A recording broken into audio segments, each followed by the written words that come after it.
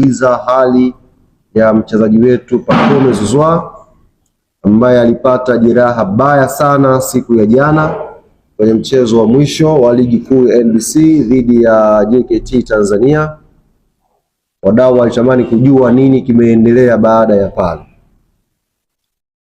Mchezaji wetu Pacome Zouzoua baada ya kutolewa jana uwanjani kwa msaada wa ambulance alipelekwa moja kwa moja kwenye hospitali ya Aga Khan, na kwa sababu ya jeraha lake kuwa baya kama ambavyo mmeliona, na nisingependa sana kwenda kwenye details kuzungumza kuhusu jeraha lake, tulimpeleka Aga Khan na akaingia moja kwa moja emergency, na jopo la wataalamu pale Aga Khan kwa kushirikiana na madaktari wa klabu yetu Young Africans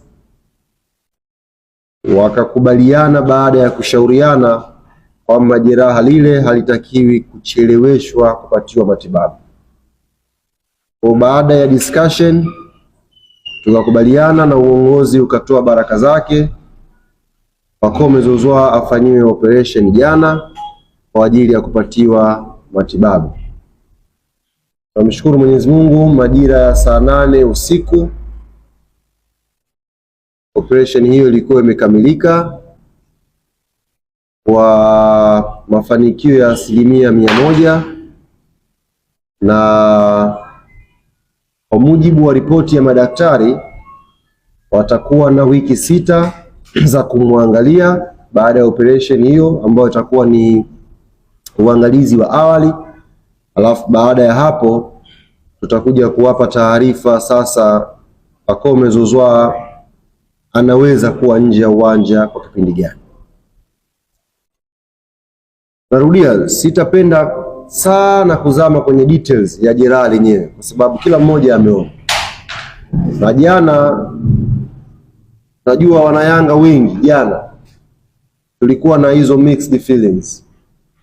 Na wakati tulikuwa na furaha sababu tumechukua ubingwa wa 5 mfululizo, lakini ndani ya mioyo yetu kuna simanzi ilikuwa inatembea kwa sababu mwanajeshi wetu mmoja ambaye tangia ameanza kuvaa jezi ya klabu yetu amekuwa akijitoa kwa 100% kwa ubora wake mkubwa kuhakikisha klabu yetu inapata mafanikio.